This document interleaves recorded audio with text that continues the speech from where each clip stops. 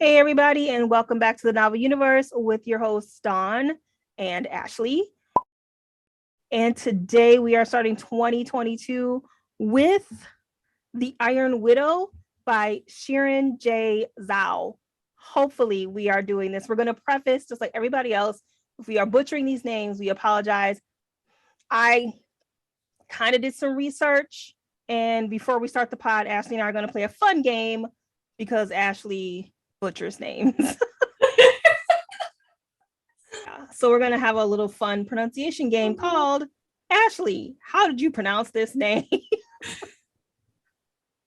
I'm a dumbass and it's like, oh, all the alphabets are American English. Because I did the same thing. That's why I've jacked up all of these names. Yep. And we usually start with the Goodreads synopsis, but I don't feel like reading that. So I'm going to wing it. Hopefully I get this right. You probably already know what the book is about, but this is Chinese inspired fantasy / science fiction where our main character is sick of the patriarchy and she decides that she is going to kill the man who killed her sister. This has been described as a cross between Handmaid's Tale with Pacific Rim, which is very accurate. Usually those are not correct at all, but this is quite accurate. So if you are familiar with those movies, then you kind of have an idea of what this is about. And that's all I'm going to say. All right. Before we get into what we thought about the book, like our rating, let's play our fun game. So I purposely left her name out of my little synopsis because I want to see how Ashley pronounced her name. Okay. Hold on. Oh gosh. Zaytan? No. It sounds French almost. Zetienne? Maybe if you say it like we're French, it'll work. Yeah. Zetienne. Yeah. Zetienne. Tien. Okay. All right. What about her friend? Does she have one? The one that starts with a Y. Yours. No. I was pronouncing it Yeezy. I was like, he was Kanye West up in this piece. No, it's Iger. Close to that. So the Y is an I sound. Yeah, I know. I don't. Iger, something like that. And then the other guy is Shermeen. Shermeen. That like how did I Shimin, I think is how Shimin, I think was how I was pronouncing it. Yeah, me too. I was pronouncing like Jimin from BTS. Yes. It's not. It's Shermeen. Yeah. Okay. I'm so sorry to anybody that speaks this language. I apologize. This is my naiveness in American language we suck. So Ashley, what did you rate this book? Oh God. I have had such a hard time reading this book because there was something that happened very frequently on in this book that I automatically did a Dawn thing and dropped a whole star rating because I was like, nope, mm-mm. And I literally audibly out loud was like, are you kidding me right now? Because just the way that the book starts, it is a rolling engine. We are going and moving through the whole entire process. And yeah, anyway. So I overall gave it a 3 to a 3.5 because I really wanted to hate this book because of some things. And it was because of that instance, I automatically had this production that the book was going to continue in a really bad spiral. So when I read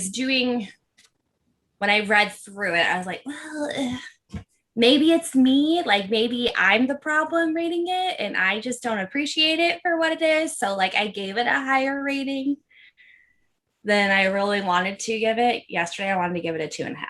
Ooh. Yeah. But when I was going through everything, I was like, okay, 3.5. Oh, that's about as high as I can go. I can't go any higher.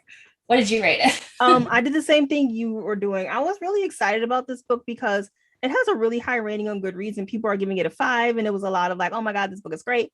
So I had really high expectations. And as I'm reading it, I'm like dropping stars.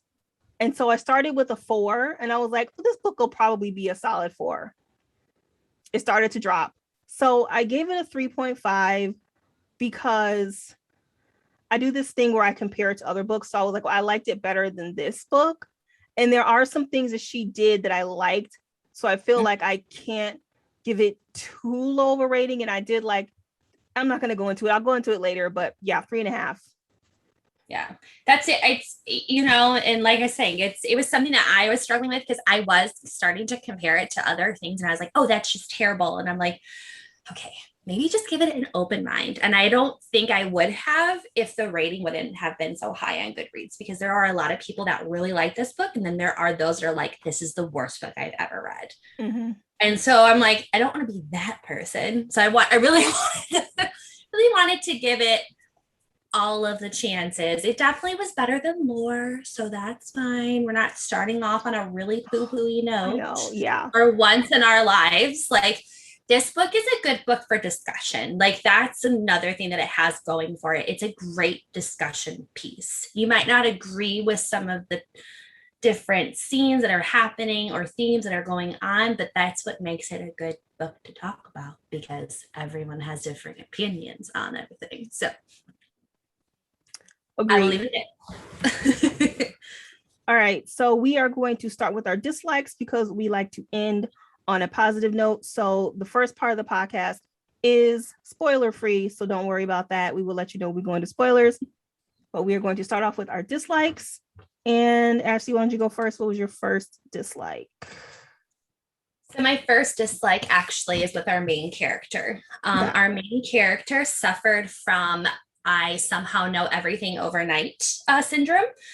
That is the best way I'm going to explain it without giving any spoilers. And that ultimately was the first thing that I wrote down and was like, this book would have been great if that was not the case, because there's no backstory as to how this frontier girl somehow knows all of this knowledge that is not given to the women in this world. Like, the women in this world are seen as the submissive half. They don't need the information. They don't need the schooling. They need to just be exactly as we say and hope that maybe they make it in the world. They're not even allowed to look at their tablet, like their iPad. Exactly. Yep. And so they have it's set in an age where there's like a ton of technology all over the place. They have like these little call pads, if you will, that gives them all the latest updates, and you can Google search, if you will. So she's not even allowed to look at stuff except when it's deemed feasible for her to do so. And it's like, we get to this first major part of this book. It's like, how you know that x to the third power equals 7/2 of the pi to the fifth, blah, blah, blah. Like, that to me was a big no, because now our magic has no rules, if you will. We just somehow can just pull whatever we want out of her. But yeah, I call it the smartest person in the room syndrome. There you go. Mm-hmm. And that's a deal breaker. I don't like that. Yeah. And so I agree with everything you said. I just gave it a different name. And the second thing that was my problem with Zitian is that she doesn't have any growth. Mm-hmm. She has no character arc. It's like a straight line with a couple of bumps where she kind of learns something, but not really.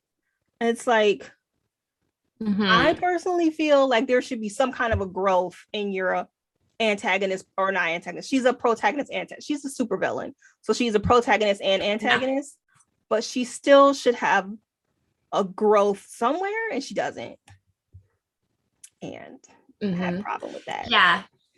My next point was just the cohesiveness with the characters. Like, they're just, when you get introduced to all of these different characters within your book, you expect them to have these midlife crises that draw them closer together, which then in turn promotes growth in them as a character, or, you know, causes them not to grow at all. And then they kind of fall to the wayside. It's like our character starts off with, you know, this connection to her sister who is no longer here because her sister was sacrificed for the greater cause, you know, to fight off these Hundens or whatever. You know, and there's just, it was just a moment in time that happens. And we don't really understand why our main character is so bitter. Like, she is so bitter towards everyone of the male species. You know, and female species, if you will, as well, like them denying their rights and stuff like that. And I had a big problem with that, because I'm like, well, what makes you so entitled? Like, you just grew up on a farm. How do you know what's going on out here? Like, how do you know, but like, I get it. Like, you are wanting to expand your wings and state your piece and whatever. It's like, I just didn't agree with it. There wasn't any, I didn't really feel like connected to her, you know, what's his name? Hold on. Uridai. How'd you say the guy's name? The Y. His name starts with a Y. Iger. I didn't understand their relationship moving forward. And Shermin's relationship moving forward. It was just kind of like, let's just put some characters together and make a story. So well, I think the reason why is because their character development was one-dimensional. I don't want to get too spoiler into those two guys, but they had one personality trait, and they didn't have any like inner monologue. They didn't have any gray areas. They were just perfect. Yeah. They stayed perfect the entire time. Maybe one time you saw Shermin. One time he kind of got really angry, but for the most part, he's pretty perfect as far as the feminism aspect of him. And the same thing with Iger. It was just like, they have no dimension at all. Yeah. And that was something that was just another thing where I was like, I don't really care about these characters. And I feel like I'm supposed to care about them and their like journey together in this world. And I just don't. I did for a little bit because Shermin was interesting. Yeah. Like, his whole story was interesting. So I was always like waiting for those pages to come around.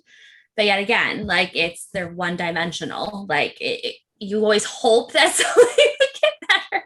It didn't. No.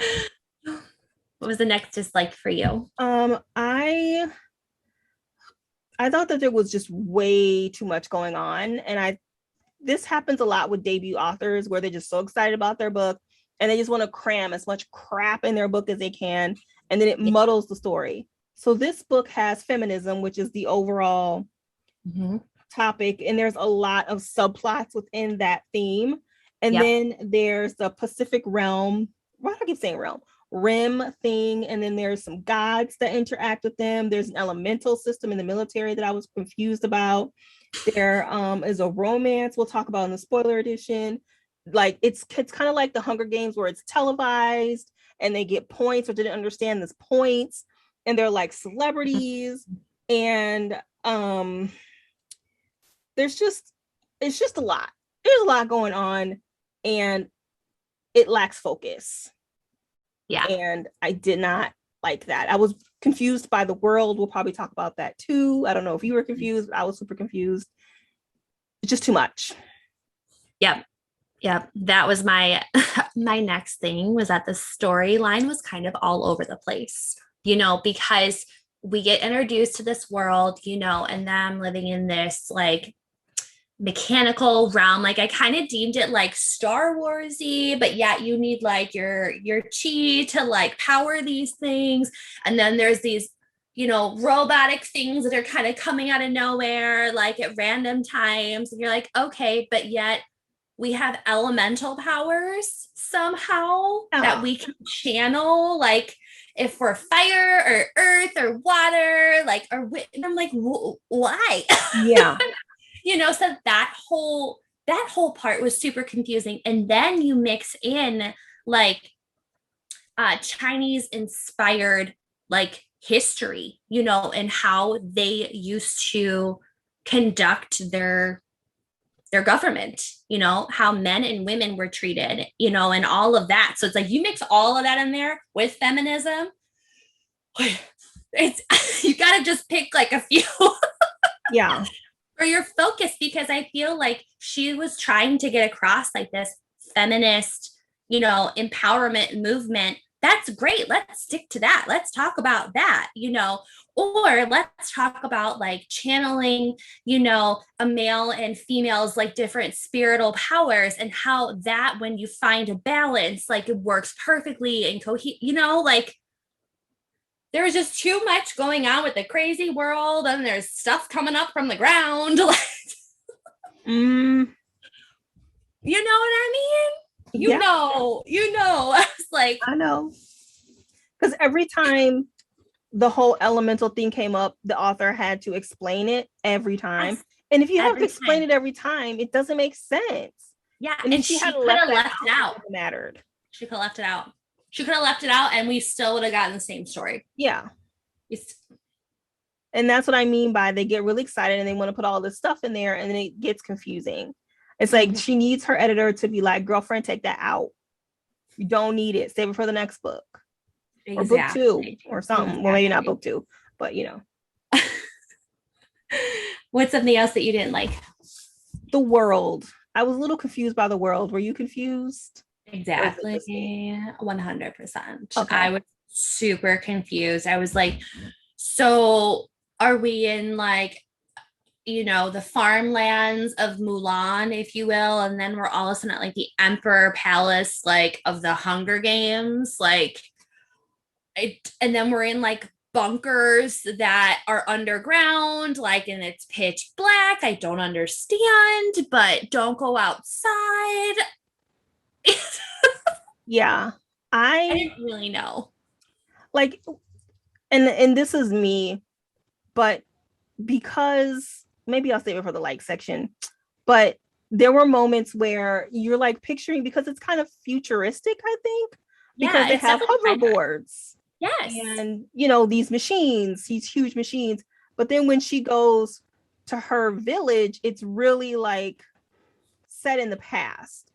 And so then when I was picturing it, I'm like picturing like medieval almost, but at the same time it's futuristic, which is cool. But it was screwing up my brain and I had to try and get over it.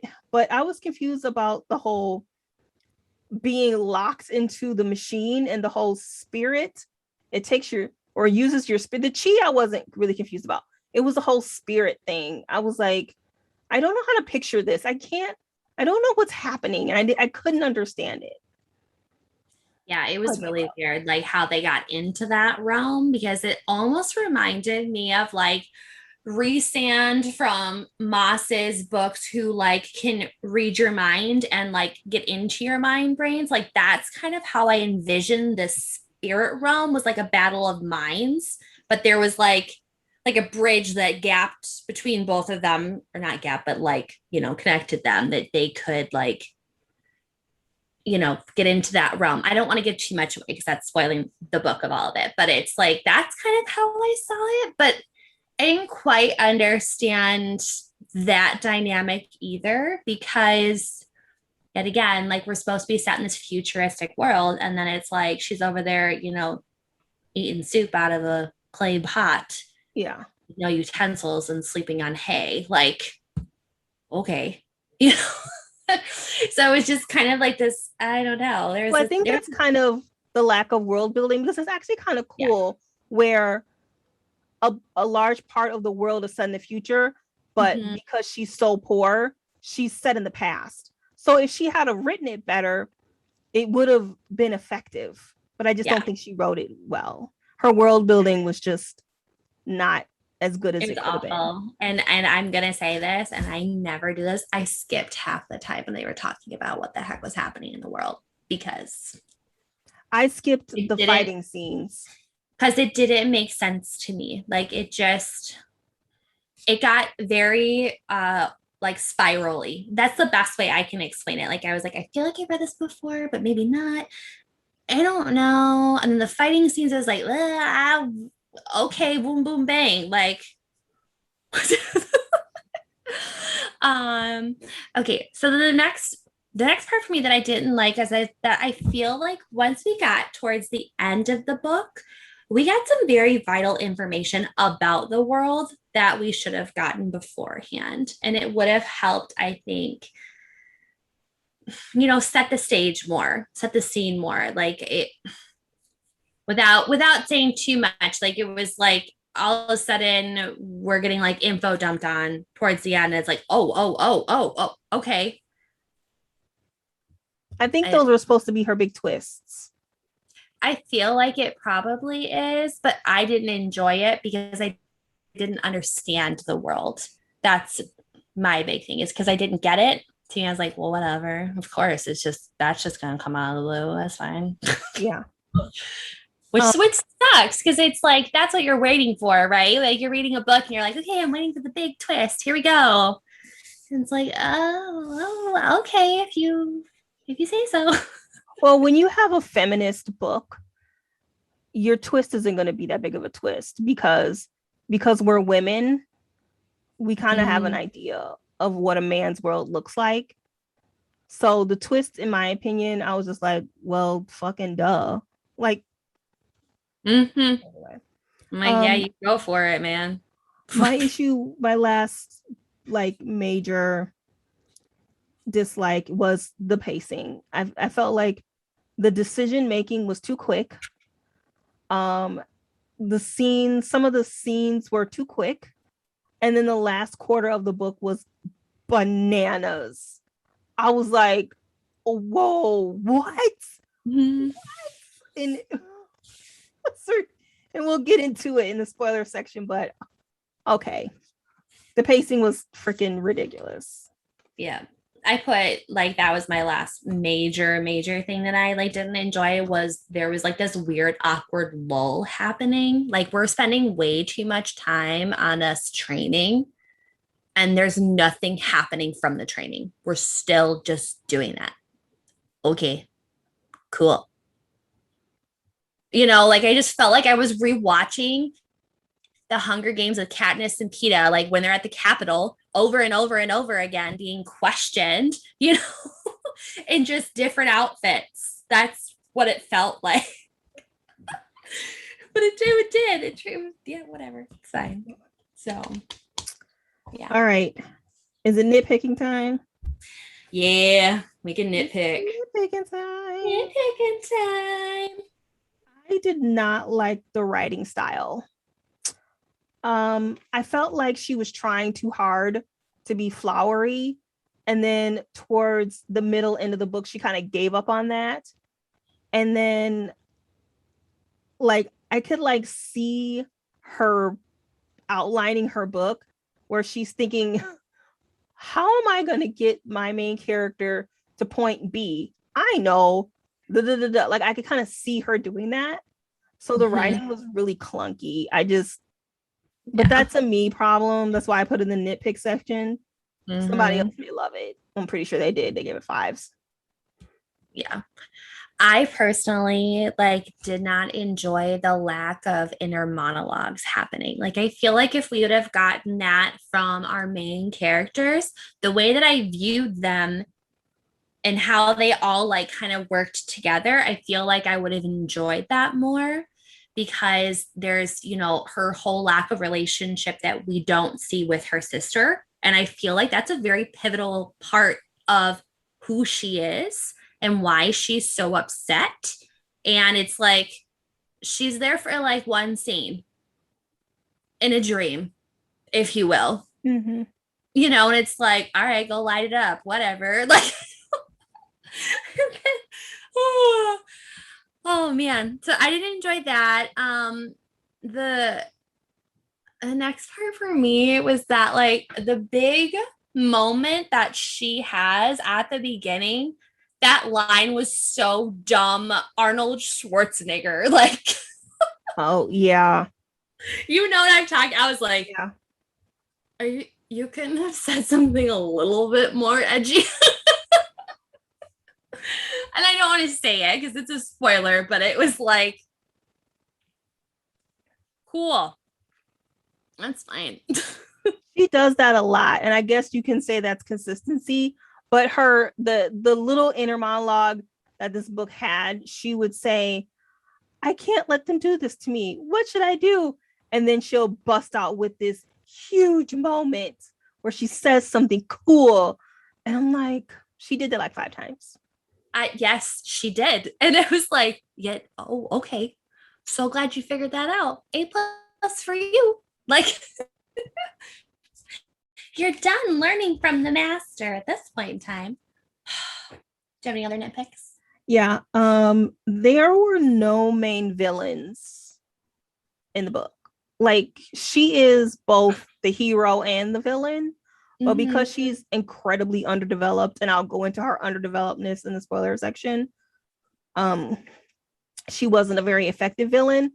And one could argue that the patriarchy, excuse me, one could argue that the patriarchy is the main villain, but it was so one note.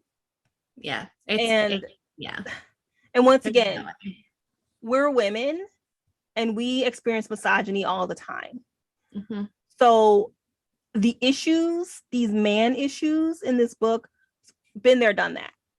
And so it's hard to write a patriarchy book to women because you got to bring something new, something fresh, something different. And she kind of does, but it doesn't make it an effective villain. It's I have something like this in the like section, but as far as a villain, because we live with this villain every day. So you got to come with something new. And she did, but not good enough.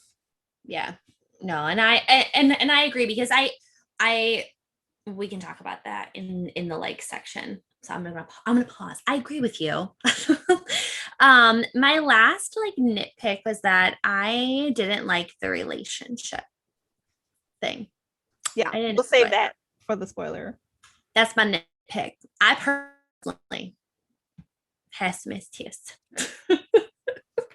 Had some issues. All right, so we'll move into our like section.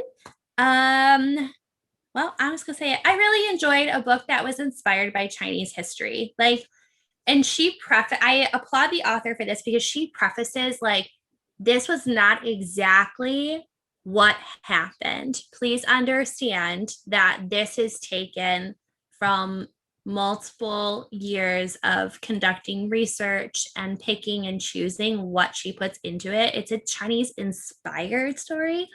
It's not a verbatim, like, you know, so I enjoyed that from her perspective because you can tell the amount of research that went into this, like just in foot binding alone, like foot binding stopped like 100 years ago, like it very recent, you know, and why that was so important in Chinese culture for their women to have bound feet and what that symbolized and all of this whole entire thing.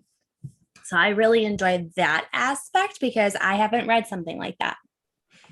Yeah, agreed. That was my first like is, you know, I learned something new about Chinese culture that I don't know any Chinese people, and I don't really know much about Chinese culture. So I did like that I learned something new. And I like how Zhao planted the modern, or she planted like feminism and like misogyny from a distant era and put it into a modern world. So I like how she kind of combined all of that. Yeah, I enjoyed that because it's something that we don't get to see. And I think if it would have been done in, you know, the era that it actually happened in, I don't think it would have hit as close to home, if you will. Like we wouldn't have felt for our main character the way that was intended, that she had intended us to feel for her. Yeah. I really enjoyed this book because it's a sci-fi perspective. First of all, like, come on now, that's exciting. Like, we're not reading about dragons and, you know, these people don't like these people. Like, there's a little bit of a mixture, kind of like Aurora cycle, like in there. Like, I kind of like had like that kind of feel, but with like Chinese inspired culture, and a little bit of it still set in like Camelot days, as Dawn said. So I like that because it kind of touched in each little area. I felt like we were, you know, in the Star Wars realm where each planet has something different to offer. But in this case, it was like different parts of the country was just run differently. So, yeah. So going back to what I was saying about having the villain be the patriarchy and how we're women and we live misogyny every day. So it's kind of hard to make them the villain unless you're adding something new. Mm-hmm. I said that I was also alike. I'm trying to find a quote because this book is quite quotey. Like she did have moments where she did have something interesting. She had a different viewpoint. And I think it's well, other authors have tried to write the misogyny / patriarchy book, and it didn't land at all. And those books were Lore, terrible. The Grace Year, which I gave a freaking 0, hated that book because they did a poor job. Caraval, horrible. And Flame in the Mist by Renee Ahdieh, horrible. They did a horrible job, mostly because they're dumbing it down for teens. A lot of readers are teen girls, and they live misogyny every day too. You don't have to dumb it down. Give them something new, give them a new perspective, give them something insightful. But Zhao, sorry, the author, she did have some pretty good moments and some pretty good quotes. And I'm trying to find one in my Kindle here. I took so many notes, which is a good thing because the last couple of books I didn't take any notes. And that usually means there's nothing to talk about, which I hate. I have a quote too that was between we'll read your quote. Aegir's father and her. Yeah. That I felt was like, that literally sums up what was happening in a lot of relationships back then. But yet, like, the male was supposed to be the dominant and the female was supposed to be the submissive in the whole yin and yang realm. So I'll just share mine while you're trying to find yours. Yeah, go ahead.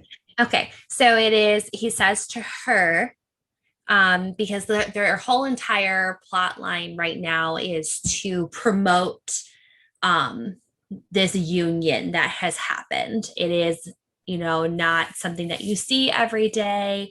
Is it a blessed union from the gods, or is it a monstrosity, blah, blah, blah, or whatever, you know, all based on their spiritual powers, with their chi and all that other stuff. But I don't want to say too much because this is still a non-spoiler.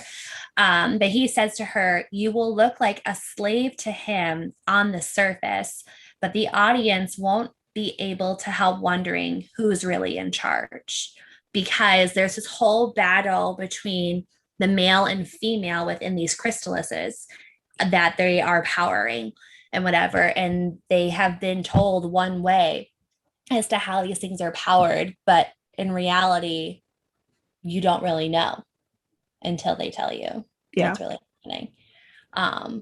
So I liked that because it's like, per Chinese culture, women were seen as slaves, and in some situations, you are not dominant. You do exactly as he says. But what he was trying to convey here was that, but you really hold the power in this particular situation, or maybe. So, yeah, I know those are just powerful words to tell a 17-year-old. or 18-year-old, however old she is in this book. I think she's 17 or 18. There you go. Did you find yours?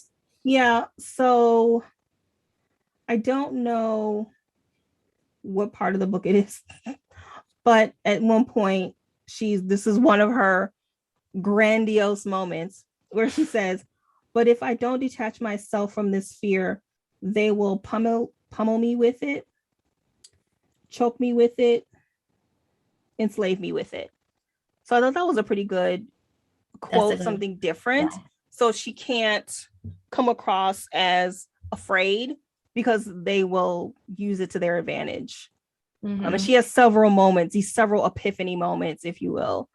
And then she like sucks it up and then just overcomes it. It's like, okay, well.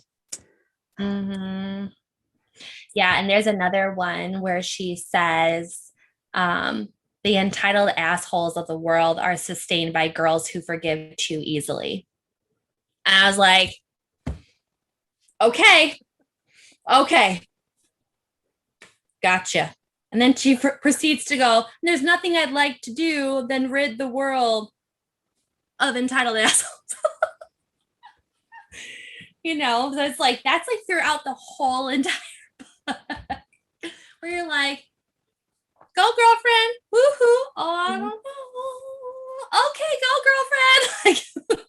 Yeah, I was doing a lot of fist pumping in some of these quotes. They were pretty good. And she didn't dumb it down for teen girls either. Like, she's like, these men are pieces of shit. And this is what I think about it. And there were some pretty profound, insightful words that she had to say. Yeah. Which, once again, you don't see too often in YA. These are grown-ass women writing these books that have world views, real world views. Put it in the book. Don't dumb it down. Yep. Which I applaud, because like, here's another thing. Like, if your audience is supposed to be YA, give it to them straight, because they're going to figure it out in the real world, and they're going to wish that someone had said it to them the way that the author is explaining it to them. Because there is this thing in our society where we dumb down stuff, and it's like, why are you doing that? You're raising up little citizens. Don't lie to them. Like, or else it's just going to continue to cycle. And I like that. Like, yes, some of these things can be seen as trigger warnings, right? Because there's a lot of violence. There's a lot of innuendos of sexual assault that's happening within this book, abusive relationships, and all of that. But there comes a line where it's like, you don't really need to hide them from what's happening right here, because that's also happening. Yeah. So there's another thing on the same note when we're talking about like dumbing it down for teen girls. One thing that she does that I like is a lot of times teen girls, like I said, there are girls and they're dealing with this at school, but they don't know how to, they struggle with, what does this mean? I don't feel good about this, but I don't know how to express myself. And through ZTN, she's teaching them how to kind of express yourself. And there's a moment in the book where she's sitting next to another trainee or inductee or whatever. And the girl is like, why are you wearing that pin? You look different. And ZTN, instead of cowering in a normal YA book, she would be like, oh, maybe I do look different. Maybe take my pen out. Or she would say something that she feels, but she keeps it to herself. ZTN doesn't do that. She says, why are you, I don't know exactly what she says, but she's like, why do you care about my pen? And why are you like, who cares about my pen? I want to wear it. I like it. Give me my pen back. And she says it to her face. Yeah. And she does it several times. She says it to the woman's face. Why are you taking up for this man? Why is everything you say about a man? She says it to the girl's face. So I like that she has her protagonist be honest and deal with women and men who are, you know. And she gives you two different kinds of women that are going to, throughout your life, encourage you, whether good or bad. So she views that with like the two different pilots that are women that are balanced, if you will, with their partners. And you have the one woman that's like, stay away from my man, don't be looking at him, yada yada yada, dupe your family. You don't need them. They're just going to screw you over. And the other one's like, but don't you want your family to be by you? Don't you want them to still protect you and love you? And it's like, whoa, like, but that's what we're greeted with in society. There's the one that's like, you have to fend for yourself, do what makes you comfortable, because know that there's always someone going to screw you over in the long run, you know? The other one's like, oh, but they're your family. And it's like, but which one do you choose? You know, and ZTN is she's met with that crossroad. And so she decides ultimately like how she's going to be. But I liked that because it's like both of those women were seen as these like high powering women, and it's okay, you know, that they view the world in two separate ways, but that's how women are. There's two separate ways that women live throughout the world.